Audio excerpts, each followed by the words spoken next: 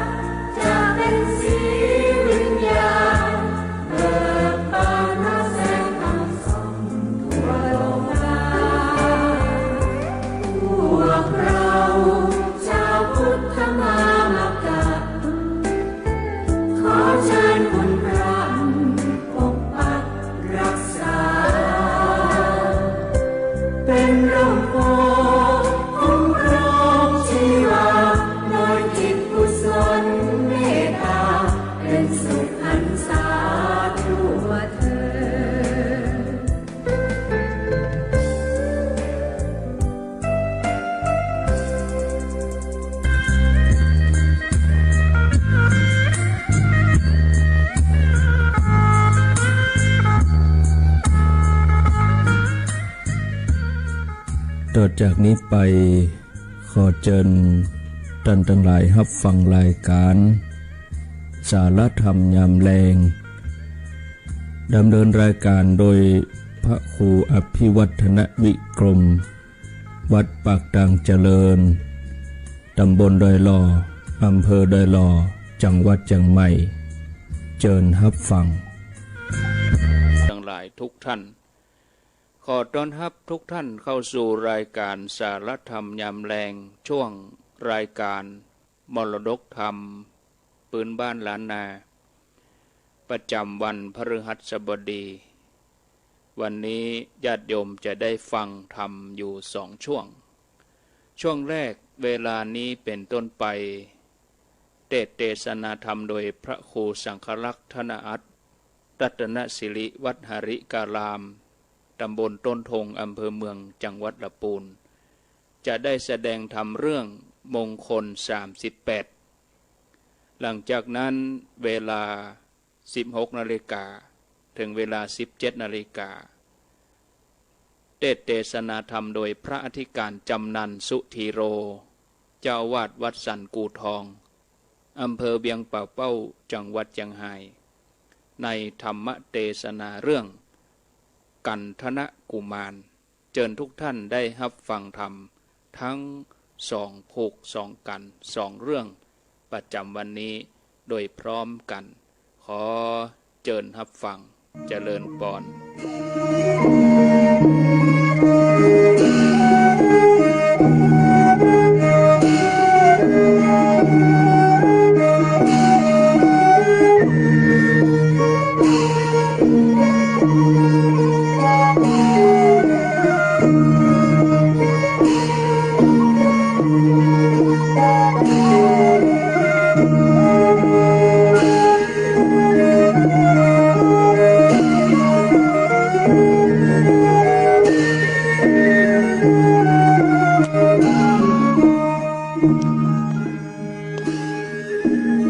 ขอความนอบน้อมจงมีแด่พระติตะทะไลรัตนพันธ์แผ่วภาคแก้วเจ้าทั้ง3 ภาคการโดยความเคารพนอบนบปุจจาขอย่อมือ10 นิ้วไหว้สาปาลมีธรรมครูบาอาจารย์พระมหาเถรานุเถระพระเถระพระเจ้าพระสงฆ์ทุกรูปทุกตนโดยความเคารพขอความสุขความสัตย์สันติจงมีแก่ศรัทธาญาติโยมท่านสาธุชนนักศีลนักบุญทุกท่าน มาปะกันแล้วเนอมาปะกันแล้วกับรายการสารธรรมยามแลงช่วงมรดกธรรมพื้นเมืองกับตนตัวแห่งกระผมอัตมภาพพระครูสังฆลักษณะอัตรัตนสิริเจ้าอาวาสวัดหาลิกาลามตำบลต้นทงอำเภอเมืองจังหวัดลำพูนก็ได้นำเอารายการมรดกธรรมพื้นเมืองมาปะมาพบกับศรัทธาญาติโยมท่านสาธุชนนักศีลนักบุญทุกท่านวันนี้ก็มาปะกันหลังจากที่ได้รับมอบหมายผังรายการจากท่านอาจารย์พระครูอภิวัฒนวิกรมมาปะมาพบกับศรัทธาญาติโยมทุกวันพฤหัสบดีเวลา 15 นาฬิกาถึง 16 นาฬิกาคือ 3 โมงถึง 4 โมงอยู่ด้วยกัน 1 ชั่วโมงด้วยกันก่อนในรายการธรรมะแบบพื้นบ้านล้านนาก็จะเป็นการนำเอาพระสัทธรรมเทศนาแบบพื้นบ้านล้านนามาเทศนาให้กับศรัทธาญาติโยมท่านสาธุชนนักศีลนักบุญทุกท่านที่ได้เปิดเครื่องวิทยุสดับรับฟังในวันนี้ศรัทธาญาติโยมสามารถรับฟังได้ในหลายสถานีก็มี 104.50 สถานีวิทยุวัดไฟหินแล้วก็ 100.25 สถานีคณะสงฆ์อำเภอฝางวัดพระบาทอุดม 106.25 มนเสียงธรรมอำเภอแม่แจ่ม 98.75 ห้วยตองซักอำเภอจอมตอง 88.25 วัดสีปันเงินอำเภอสันปะตองแล้วก็89.50 บ้านทุ่งเรดิโออำเภอสันปะตองแล้วก็ระบบออนไลน์บ่เต่าแต่นั้นก็สามารถรับชมรับฟังในการถ่ายทอดทางระบบเฟซบุ๊กในเฟซบุ๊กของสาธุเจ้ารัตนสิริภิกขุได้ซึ่งเป็นการถ่ายทอดเสียงทางระบบเฟซบุ๊กก็วันนี้ก็ได้มาปะมาพบกันวันแรกเนาะศรัทธาญาติโยมท่านสาธุชนท่านทั้งหลายอาตมาภาพก็จะได้น้อมนำเอาพระสัทธรรมเทศนาแบบพื้นบ้านล้านนามงคล38ฉบับล้านนาได้มาเทศเพื่อกับศรัทธาญาติโยมท่านสาธุชนท่านทั้งหลายได้สดับรับฟังกันในตอนบ่ายตอนแรงในวันนี้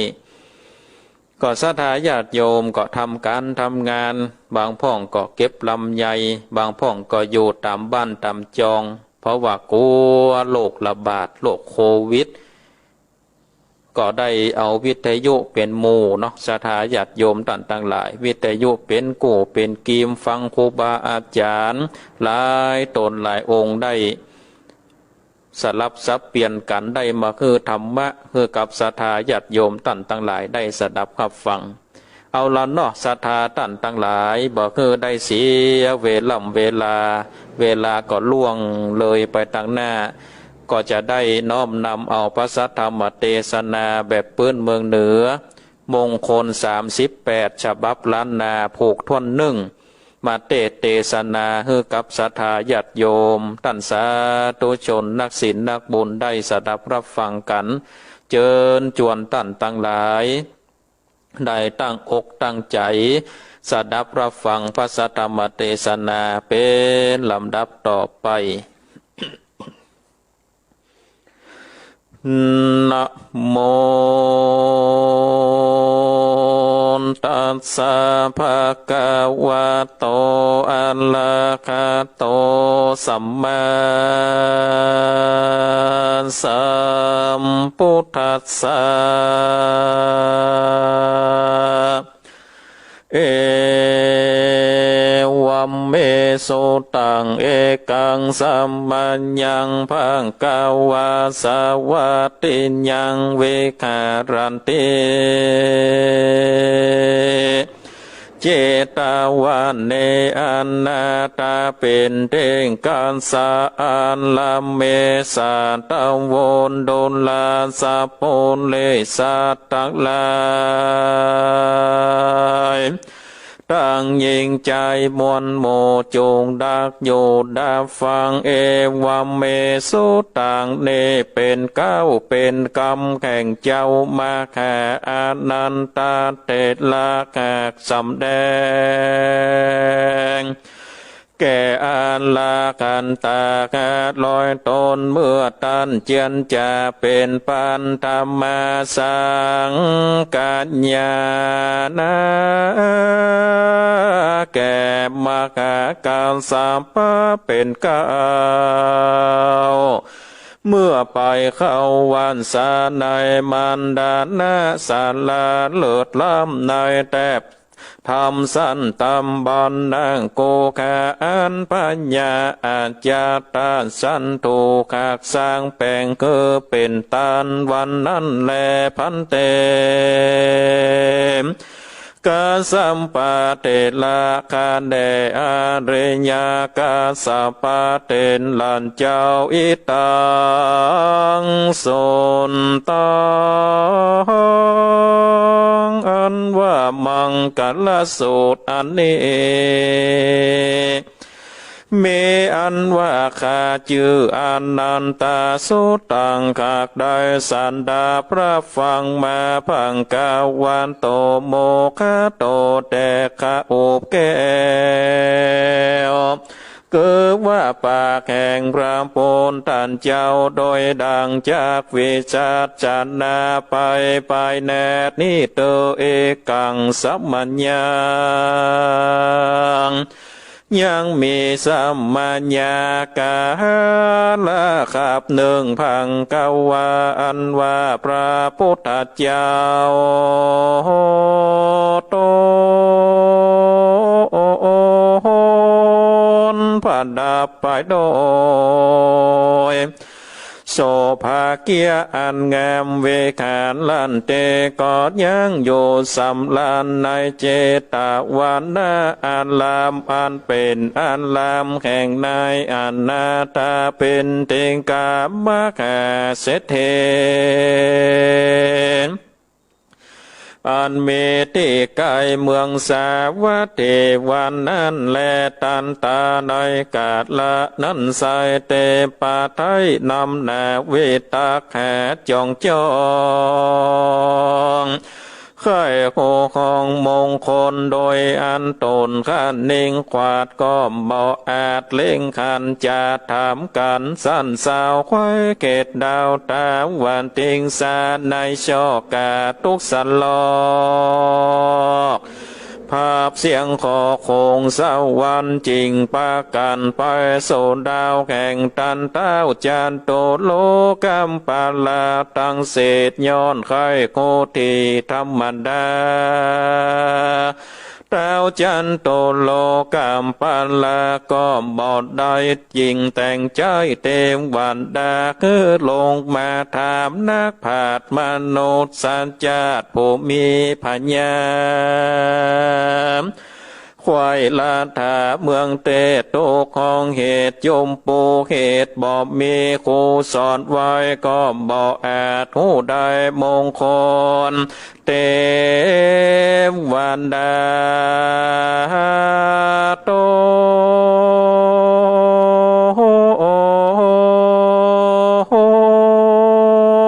ตั้นใจจริงบอกได้สู่สวรรค์จุมเทวันดาขานยินยากบ่จังปากทำภัยจริงเร็วไวไปไวเสิงเต้าไทยอินตาโคนปันตาตนองค์อาจโง่แจ้งขวาดตลัดทองยังกองอาจินเตญญาณธรรมอันวิเศษโหเก้าเขตมงคลโขนอินตนสว่างสวัสดบุญหลังอาจเจียงคานหูอานากาตาการไปนา จิงปากตันเจียนจาว่ามาเลสาโดราตันตั้งลายมนโมเฮาบอกหูมงคลเตาว่าเขาหูตนวิเศษอันจากเตสนายังมังกาลาการถาอันใหญ่คือโคควายกันใสแต่นี่ไปแน่บอดเดินจา12 วันสาพระปุณธาโตนเลิศแล้วจากนั่งเต้นแก้วเตสันนาธรรมยังมังการละกรรม38ของในเขตตองเมืองสาวัตติราจันตานีลุ่มฟ้าจงก้อยทาดาฟังมังกาลังยังมงคลจื่นจอยจากพระยอดซอยสะปัญโยนตนเป็นครูสอนโลกแดนเติบเหมือนนานเทวดาตั้งหลายตัวหน้ากองโยธาดาฟังดูกันตนสัมปัญโยภากฏแล้วนางเต้นแก้วปั่นลังการอยู่สำรานในป่ามีชื่อว่าเจตวันยาธาและมีเมื่อใดดังอันตาในกาลานหยาบนั้นเทวบนเทวันดานตกจันฟ้าพร้อมตวนนาโคกสวรรค์ลำดับกันปัดขอดตึงจันยอดมาแก่พรหมมีใจโยมจมจืนปีติตื่นเจยบานสาธุการน้อมไว้เกินดอกไม้บุพผาดแล้วลงแม่น้อมไว้ตั้งตนเต้าไทยองค์อินนางทรณินโคตรหนักน้ำพร้อมเสียงซ้ำปลับไม้ไอโซนเทพตั้งมวลควายคองภาพเตต้องไปโซนปัญญาพรมนำมาก่อนตกจันฟ้าแสตุการตั้งจักรวันแสนโกดกวางตั้งดังจักแมงเฟื่อนวายปาการไหลฟังฟ้าวเต็มควายดาวเนืองนานญาติเย็นกันเป็นโมเต็มเสียงกู้อันนาตามกินผ่าต้นไม้พื้นต่ำไตดินโป่งปาการลงมุดอยู่เต็มควายกู้นาเตตั้งโบการลานนี้เกี่ยวขาดควายคอยตาเต็มตาในกิมมาวันดงใหญ่เต็มเสียงควายอานันตาตั้งกงกาอากาศเดียนลานแดดทุกแดนเด่นบ่มีที่แขวนก็คอยพองกอบมาเนลาเมตตัวนอ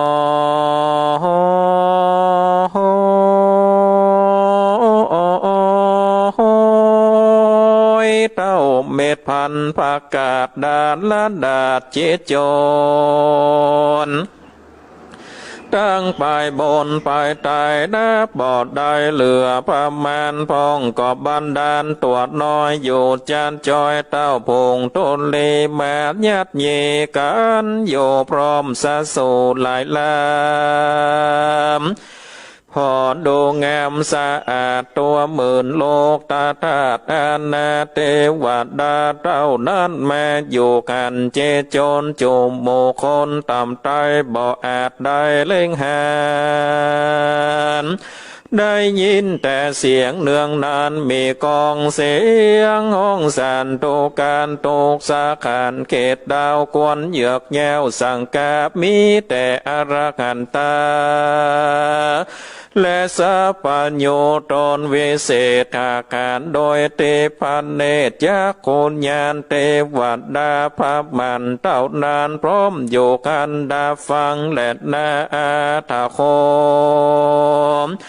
อัญญาตาลาเทวันตานายกาดละนั้นเทวันดาตนวิเศษโอแจ้งเกตมงคลจริงย้ายตนยวนลิญญาตมาสู่อาวาสเจตวัน ลาสามีพันเลืองลงส่องแสงโปงโสภาลัตติญาตยามคำลาสามีพร่ำเดือนเป่งตาทิพเล็งและพอไหวแน่ต่อสัพปัญโยตนเป็นโคพันแผ้วนางเต้นแก้วเตสัตนาเทวันดาเข้าสู่เถิงที่อยู่พระจินนามาแล้วนำมาสักการน้อมไว้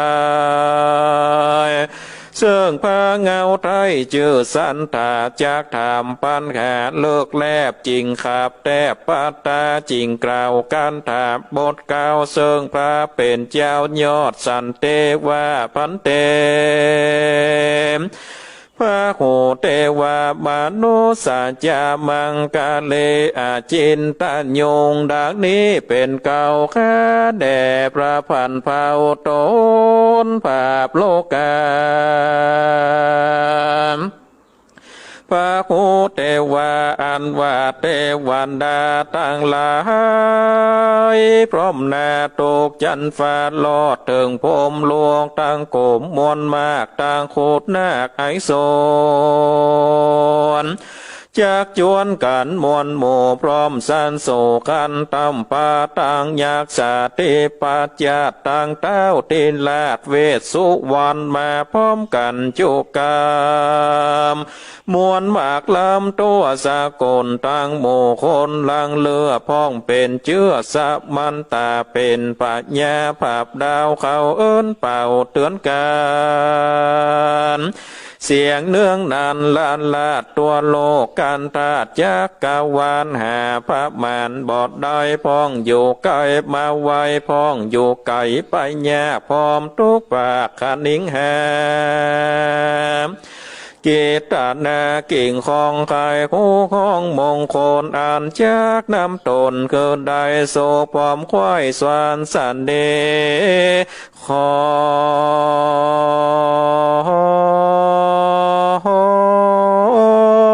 พระมณีต้นพระเสดจุงบังเกิดคุณนา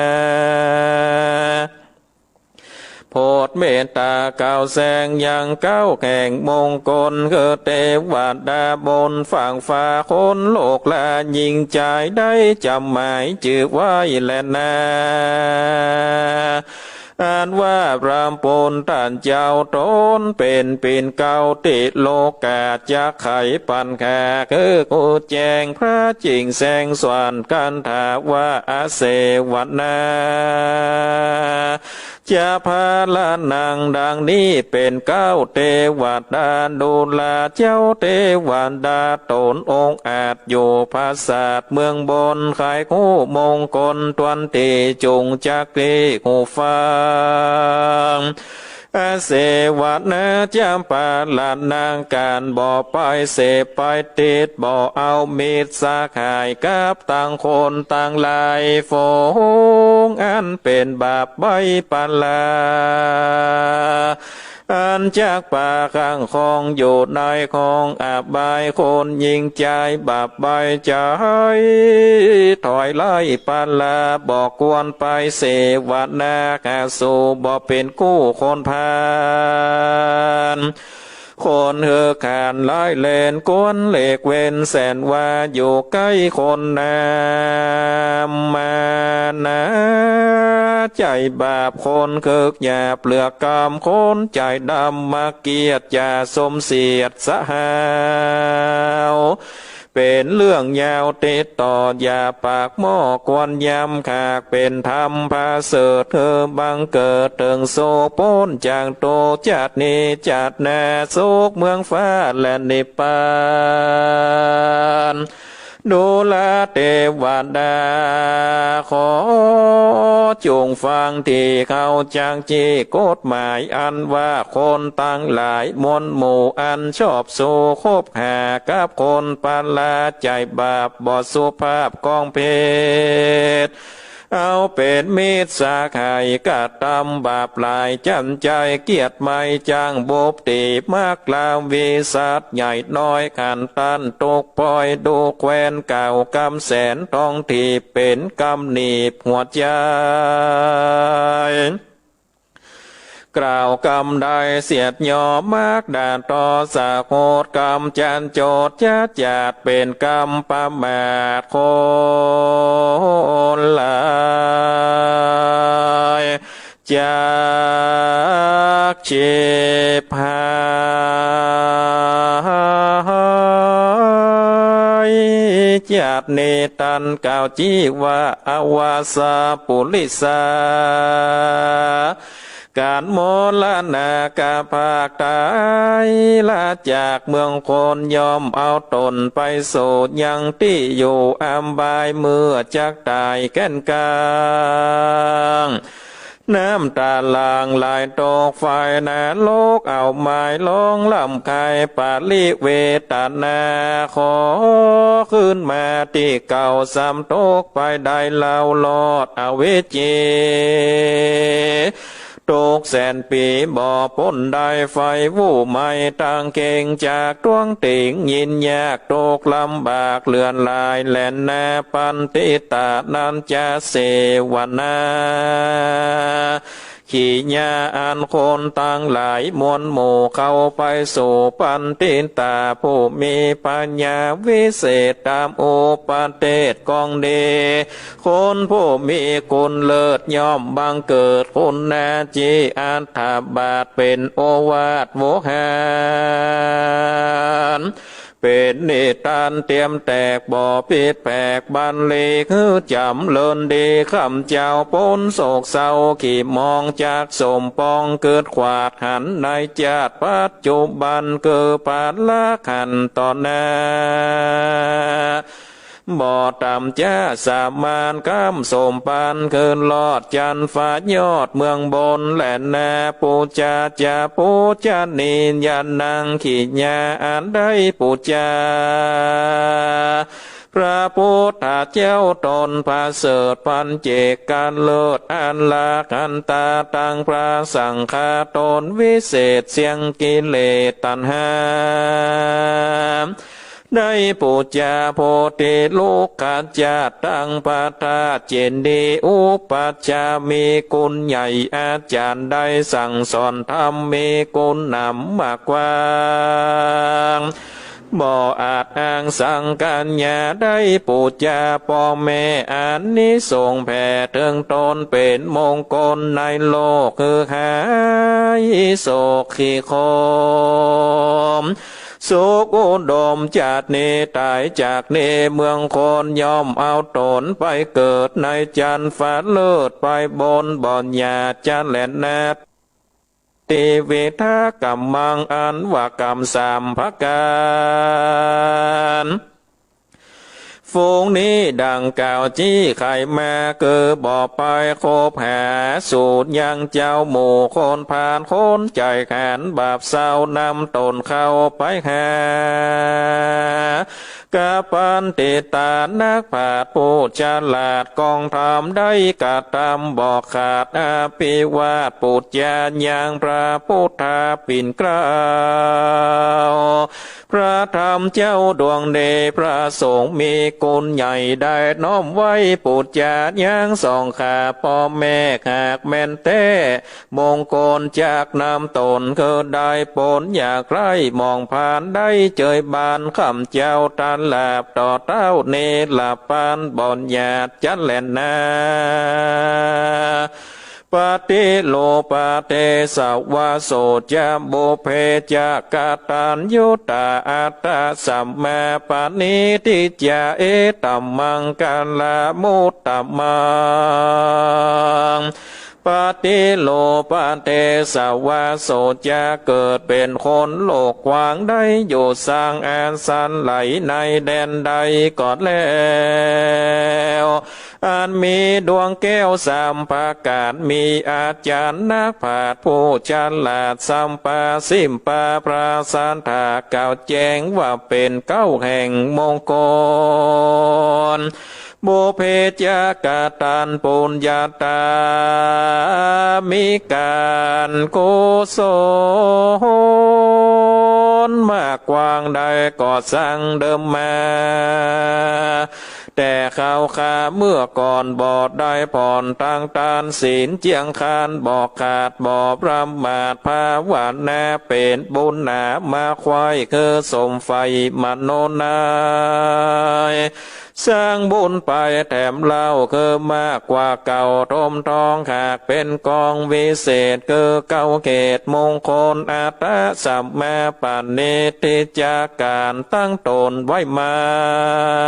นบอกคือสั่นเฟื่อนไว้คือมีใจโกบาปเว้นการหยาบคึกหนากรรมปาลาถอยลายหลีกเว้นไว้ไก่ทรงบ่อลงลงเล่งโลไปเจ้าหมู่คนพานกะทำการตามจอบบ่อหลวงขอบสินทำบุญย่อมนำส่งโยเกินได้อยู่เจยบานเอตังเตเวทากรรมังอันว่ากรรมสามประการวิเศษดังได้เตจะใครคืออยู่ในเต้นตองโคงเขตทองปาลาคือจันนาปัญญาบันนอกอยู่ข้างขอกปุเรวัดว่ามีตั้งอยู่เมนักผาดหมู่อาจารย์มีสมปานมากกว้างใดก่อสร้างเดิมอ่อนบ่อถ่ายถอนบุญเก่าตั้งตนเล่าตามธรรมเว้นจากกรรมบาปเศร้านำตนเข้าตั้งดีกรรมสามประการนี้มีดังนี้พระกล่าวจี้ไข่คานว่าเป็นมงคลอุลานกุลใหญ่ปาก็ได้ถึงโศกพ้นจากทุกข์จัดนี้จัดแนะนำลอดเมืองฟ้าแหลนเนลาปันแหลนนาปาโหสัจจันจาเสปัญญาวินโยจาโสสิคิโตโสภาสิตาจายาวันจาเอตัมมังกลมุตตัมมังภาโหสัจจันจาคนผู้ใดนอนใหญ่ได้สุดเฮียน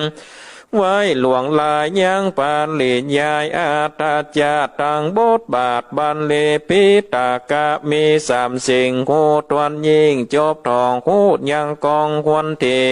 หูจากที่ควรจำเป็นบุญกรรมอันกว้างชื่อว่าสร้างตั้งเดชโยนคุณมีลายหลากบอกหูพระไข่คนจากนำตนปนขอดตุกตาหมอดมองผ่านโจพระการและนาสิปัญญาอันหนึ่งนั้นนาแถมเล่าคนหนุ่มเท่าคนใดพระญาไวยวิเศษจบศาสตร์เพศมนญาสาปาสิปาจังแคมตาต้องแต้มควักแป่งจังแต่แจงไม่บอกนับเป็นศอกเป็นว่าจังสังเกกหาภาษาจังฉลาดเล็กตองจ้างรีปองเกิดกาจ้างเครื่องแง่เงินคำจ้างต่อตำเครื่องยองจ้างแต่งต้องลายวงตามประสงค์ในโลกจ้างเครื่องบอละโภคนานาสัพพสิปาต่างๆจบแจแต่งจังจูอันสมบัติตันเงื่อมกามบ่อตอยซ้ำตกโซแลนนาวินายโยจาโซเสคิโตอันเนืองปุกัลละผู้ใดบรรเทาเอาเสียใดยังการอันเป็นบาปอยู่โดยโสภาพกองบุญแสวงหาคุณวิเศษอุปัฏฐิธรรมดาศีลาสิกขาน้อยใหญ่พระสอนไว้สันใดปฏิบัติไปกู้เส้นบ่อนละเว้นวังลาสุภาสิตาจะว่าจะอันหนึ่งโปกัดละผู้ใดมาใครจะกำชอบคือประกอบโดยศีลธรรมคู่ฟังกรรมพ่อแม่หูเท่าแก่ครูบามีกรรมจะมันเตียงบ่บิดเบี่ยงเสียธรรมบ่ไข่กรรมโสนสอบบ่ได้ยอจะแข็งบ่จะแรงไล่บ่ดาใสคนใดจะกำไปอ่อนอ้อยฟังจืนจ้อยวอนหูกำมาหมูเว้นขาดงูฉลาดจดจำ เอายังกำผัดเจ้าไว้อุเล่าเยาวไปกำจางลายแจ้งปล่อยละวางปล่อยแสนว่าเอตังปัญญาเตเวทากรรมังอันว่ากรรมนานาคาสิ่งเป็นเก่ายิ่งมงคลพระตัสสะปนนาโตกล่าวไว้ว่าเป็นเหตุเธอได้สวัสสันดินและนามาตาเป็นโต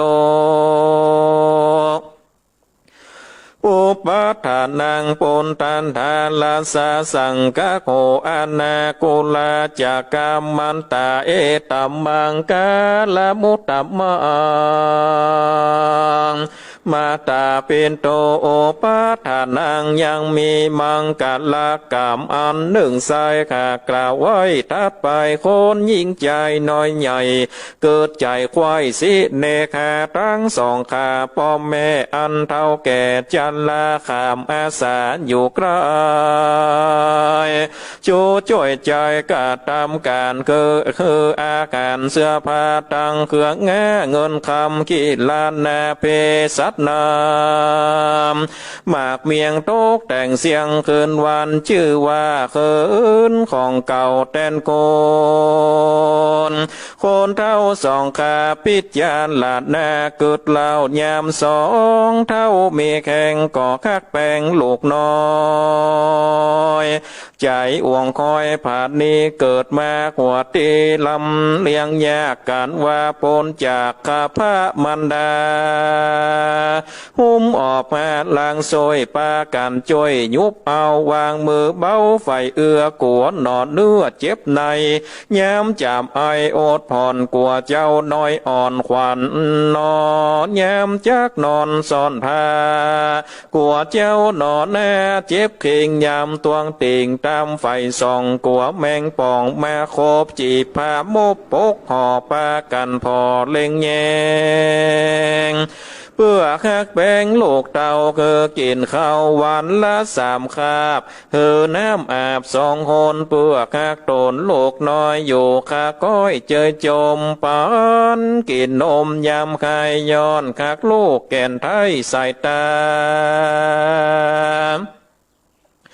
เถิงไว้แย่ขวบเขาตาลาบต่อเต้าเถิงการจำเลินบานขึ้นใหญ่โลกก็ไต่เตียวไปตาลาบมีใจขายคายพาดแหวกวายโคขาดโยกพ่อแม่โกหัวโตกเต้ากิ่งตาติจริงตกเสียนน้ำกลัวมีความขอตองจริงก็ก่องไปมาเบื่อคักษาลูกเต้าก้อยบิดเข้าใส่ยังมือก้อยโยบเถินหลบลายก้อยโยไกปัดโปโกโลงาโต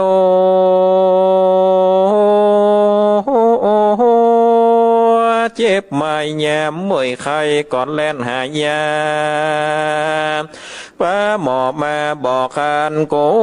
ลูกสัตว์ตกสัญญาณขูดแยดกัวเป็นสันนิบาตแพ้ผวนโอกเก่ากวนแกนกลางน้ำตาลังไหลโตมือลูบโอคากอยย้อนคากลูกน้อยใส่ใจและนาคนผู้ใดเป็นโลกกวนเกิดถูกตำต่างเกิดถึงปางเมื่อก่อนเมื่อยังอ่อนเด็กขาพ่อ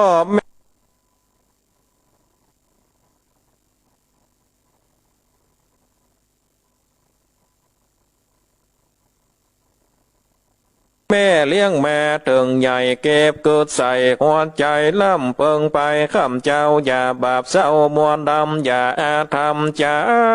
หยาบอย่าขนาบพ่อแม่มีโกนพูดพ่อแม่อันสอนแก่ตัวตนมากงานโงนด่ายอจะเสียตอกหัวใจจะกำได้บอดจอประกอบโดยโกธาพระบาทสองขาพ่อแม่อันเท่าแก่ลอยแรงถามฟันแตงหลับซา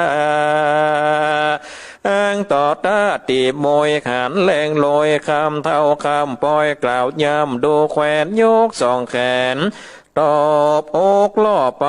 สอนสอคนนายแห่อุบายโตดใส่คือพ่อแม่ไทยชิบหายจากเป็นคนไว้จากนี้การตายจากนี้เป็นพีเอาตอนนี้ความหนาเปลวไฟทาสุมเอาจุ่มคนเข่าบาปไฟโลกวาบล้นเข่งจากต้วงติ่งบอดได้ไฟเอาไม่แสนปีบอดหยาจะแหลนนาปันดังคนลุ่มฟ้าบอดหยาบจ้าตาลอนโหยังโกนพ่อแม่เกิดใจแผ่ยำแยงโหคักแปงโอปาถากบอกลำบากเครื่องกาต่างวัฏาเสื้อผ้าตั้งเครื่องแง่อ่านลังการตั้งโปรดจานนาคารพร้อมควายไปสอดไส้ขาบมาปั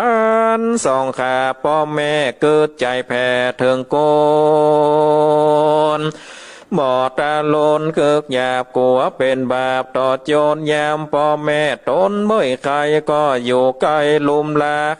หายังยายื่นตอนตามอ่านค้อนและเย็นโยกยอเกณฑ์ข้าวน้ำคือสองเท่าปัญหาคนยิ่งใจไตฟ้าอันตั้งนาปวนลำบาดยังกองวัดพ่อแม่บุญย่อมแผ่ข้างสาสามป้าภัยญาก้อยกาสปะอุบาทหายเน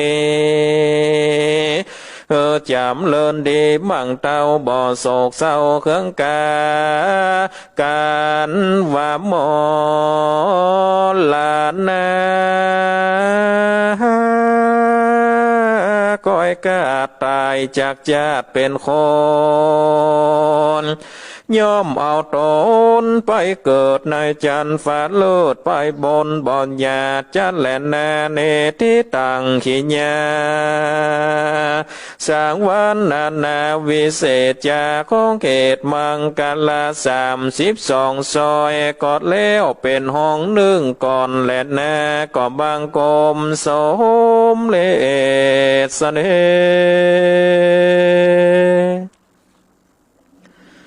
เอาละศรัทธาญาติโยมท่านสาธุชนนักศีลนักบุญทุกท่านการได้เทศนามงคล38ฉบับล้านนาเป็นทำนองแบบปืนบ้านล้านนาก็ปริปุณังจบไปเป็นที่เรียบร้อยก็เร็วพอเวลาก็เหลือเวลาอยู่หมอกพอให้พอดีก็จะได้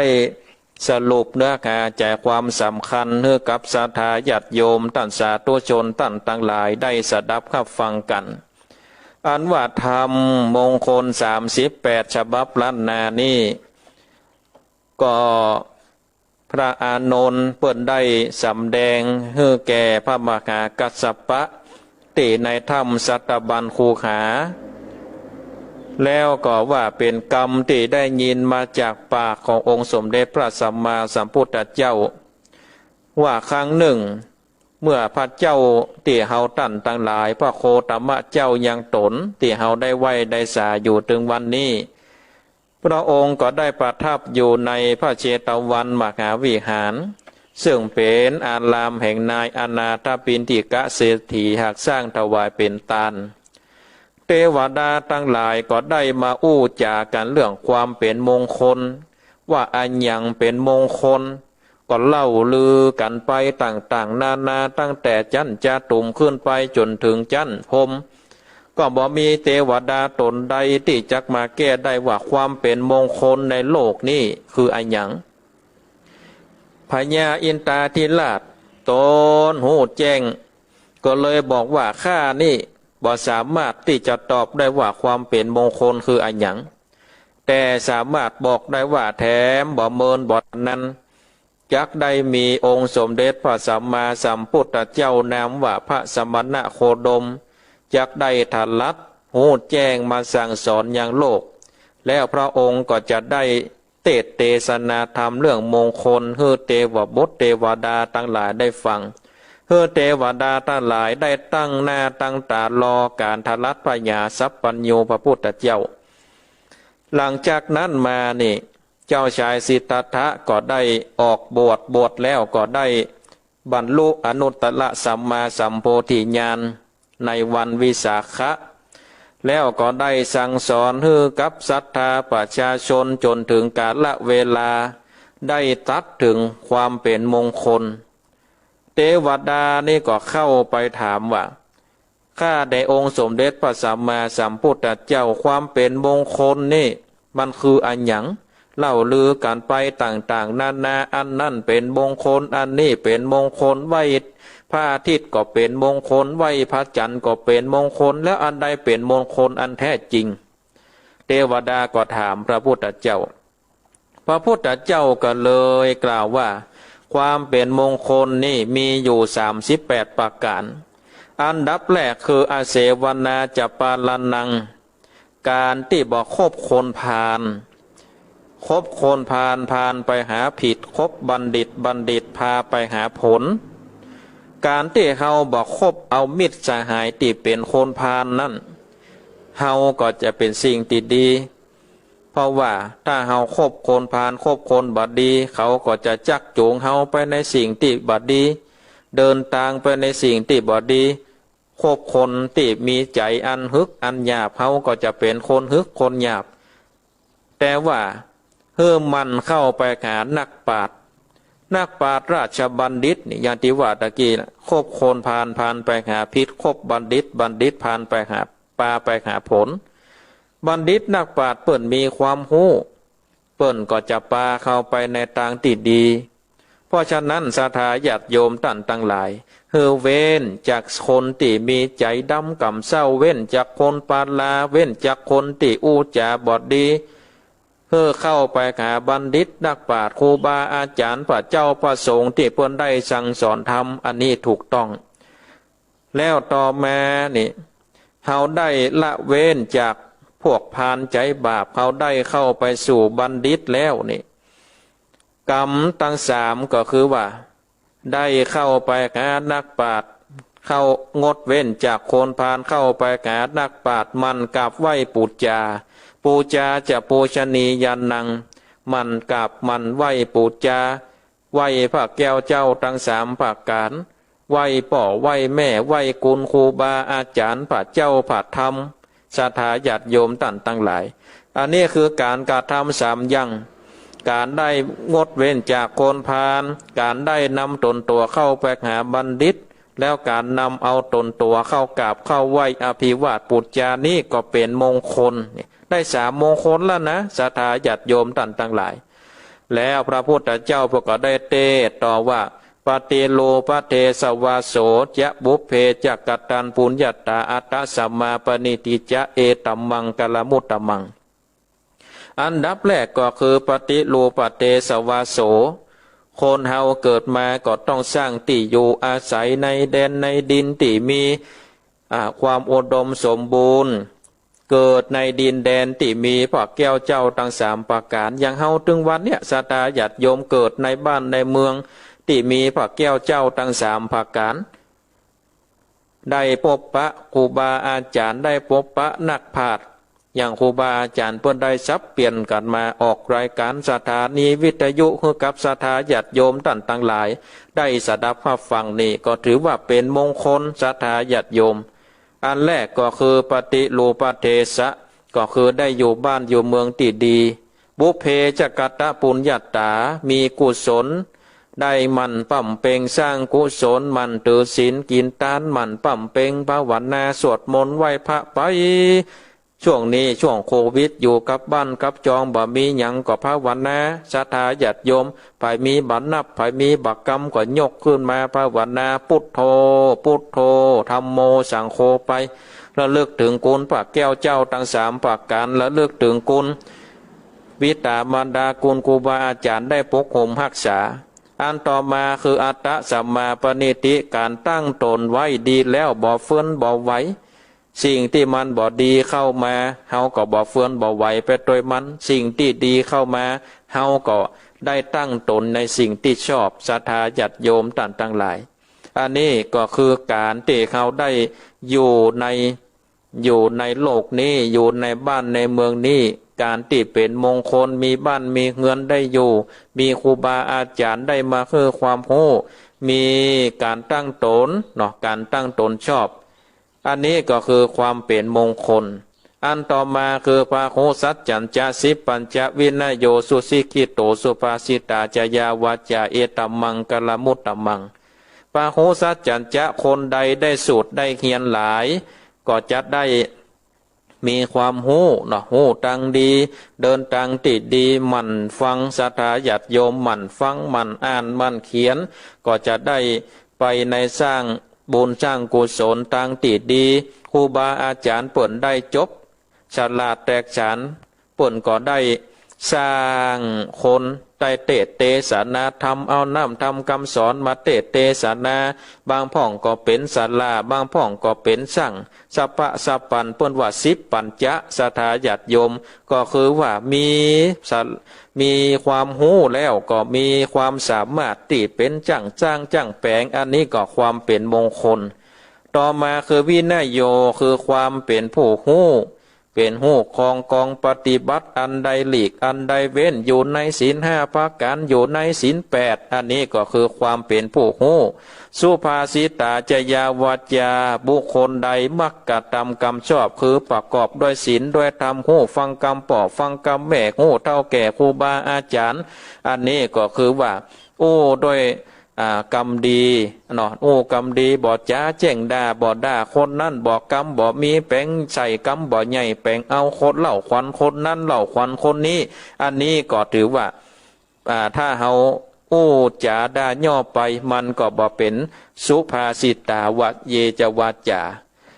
และแถมอย่างหนึ่งก็คือว่ามาตาปิตุอุปัฏฐานังพุทธทาลสะสังฆโหอนากุลาจักกัมมันตาเอตัมมังกลมุตตมังความเป็นผู้มีกตัญญูตาถือว่าเป็นมงคลศรัทธาญาติโยมพ่อแม่ของเฮานี้ถือว่าเป็นผู้มีบุญมีกุลเฮาเกิดมาตั้งแต่น้อยจนถึงใหญ่มาพ่อแม่ก็คอยเฝ้าระมัดระวังอาบน้ำเจ็ดขี้เจ็ดเหนียวคือเขาป้อนเข้าป้อนน้ำไปหาหมอเวลาเฮาเมื่อยเฮาไข้พ่อแม่เฮาก็มีบุญมีกุลเพราะฉะนั้นเฮาผู้เป็นลูกเนาะศรัทธาญาติโยมต่างต่างหลายเฮาผู้เป็นลูกก้อยฟังกำป่อกำแม่ช่วยเหลือเพื่อแพ่เวลาพ่อแม่เจ็บไข้ได้ป่วยมาเฮาก็ได้ป้าเอาป่อเอาแม่ไปหาหมอการบ้านงานใดที่เฮาพอจะช่วยได้เฮาก็ช่วยเนอะศรัทธาญาติโยมต่างต่างหลายผู้เป็นลูกก็ควรมันปฏิบัติปัดปูป่อปัดปูแม่จนถึงพ่อแม่เฒ่าชราแก่ชรามาเนาะเปิ่นได้ถึงแก่มรณาได้ตายจากเฮาไปเฮาบ่ได้เลี้ยงดูเฮาก็จะมีความผิดอยู่ในอกในใจศรัทธาญาติโยมแต่ว่าถ้าเฮาได้เลี้ยงได้ดูพ่อแม่ได้ตายไปโอ้เฮาก็บ่เสียอกเสียใจแล้วเพราะว่าเฮาได้เลี้ยงดูพ่อเลี้ยงดูแม่เฮาได้กระทำตามความสามารถของเฮาแล้วถ้าพ่อแม่ได้เสียชีวิตได้ตายไปศรัทธาญาติโยมท่านทั้งหลายเฮาก็ได้กินได้ทานเนาะเฮาก็ได้กินได้ทานเฮาก็ได้หมั่นทำบุญสุนทานไปถึงวันพระเดือนดับเดือนเพ็งถึงการเวลาเข้าวัดสาออกวัดสาเดือน12เพ็งเดือนจีปีใหม่ลอยกระทงเฮาก็มันทำบุญทานขันเข้าขันป่าปูจาธรรมพระสัทธรรมเทศนากังวัดสาอุทิศส่วนบุญส่วนกุศลไปฮือเปิดนอกศรัทธาญาติโยมอันนี้ก็ความเป็นมงคลที่องค์สมเด็จพระสัมมาสัมพุทธเจ้าได้ทลัดเทศนาฮือกับเทวดายังบ่จบด้วยนะศรัทธาญาติโยมธรรมมงคล38นี้มีทั้งหมดอยู่6ผูกวันนี้ก็เทศนาธรรมผ่านไปแล้ว1ผูกเนาะผูกที่1ก็ปริปุณังจบลง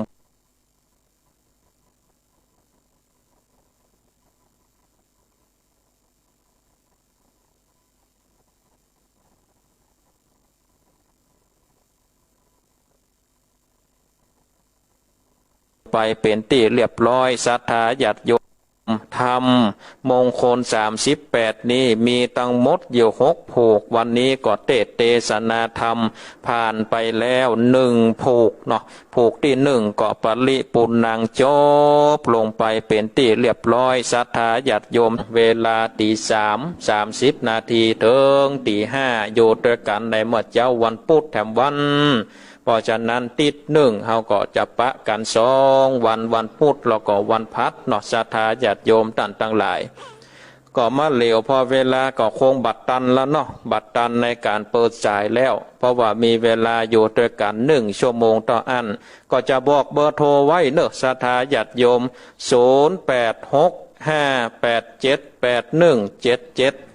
0865878177เบอร์ตู้เจ้าสันมานะหลังจากจบรายการแล้วก็โทรมาเนอะศรัทธาญาติโยมถ้าเปิดสายหน้าใหม่นี่มันบัดตันเวลาแล้วเวลาก่อนไล่หลังมาแล้วก่อนอื่นนั้นอาตมาภาพก็ประกาศอนุโมทนากับแม่จันเพ็ญเนาะแม่จันเพ็ญโปธาคำบ้านตาข้ามแม่เฮียได้ร่วมอนุโมทนาปูจากันเทศพร้อมโดยการน้ำกับไฟจำนวน900 บาทก็สาธุอนุโมทนาเนอะกับแม่จันเพ็ญโปธาคำบ้านตาข้ามได้ร่วมทำบุญปูจากันเทศมา900 บาทก็สาธุอนุโมทนากับโยมแม่จันเพ็ญเนอะที่โทรมาแล้วก็ปวารณาได้ปูจาพระสัทธรรมเทศนาผมโดยการน้ำกับไฟก็อนุโมทนาเอาละเนาะศรัทธาญาติโยมหลังจากที่ได้ออกจากรายการแล้วก็ศรัทธาญาติโยมก็สามารถโทรมาได้เนอะหลังไมค์เนอะศรัทธาญาติโยมท่านทั้งหลายวันนี้รายการสารธรรมยามแรงมรดกธรรมพื้นบ้านล้านนาก็ขอนำเอารายการได้ลาจากศรัทธาญาติโยมท่านทั้งหลายไว้เพียงเท่าอีก่อนนอวันพัดหน้าเฮาก้อยมาปะมาพบกันแถมไม่เนอวันพัดหน้าก้อยมาปะมาพบกันแถมเวลา15 นาฬิกาจนถึง16 นาฬิกาบ่าย3 โมงถึงบ่าย4 โมงวันนี้ขอความสุขความสัตย์สดีจงมีแก่ศรัทธาญาติโยมท่านสาธุชนที่ได้เปิดเครื่องวิทยุสดับรับฟังตลอดถึงศรัทธาญาติโยมที่เข้ามารับชมรับฟังในการถ่ายทอดทางระบบ Facebook ขอความสุขความสัตย์สดีจงมีแก่ท่านอายุวันโนสุขังพลัง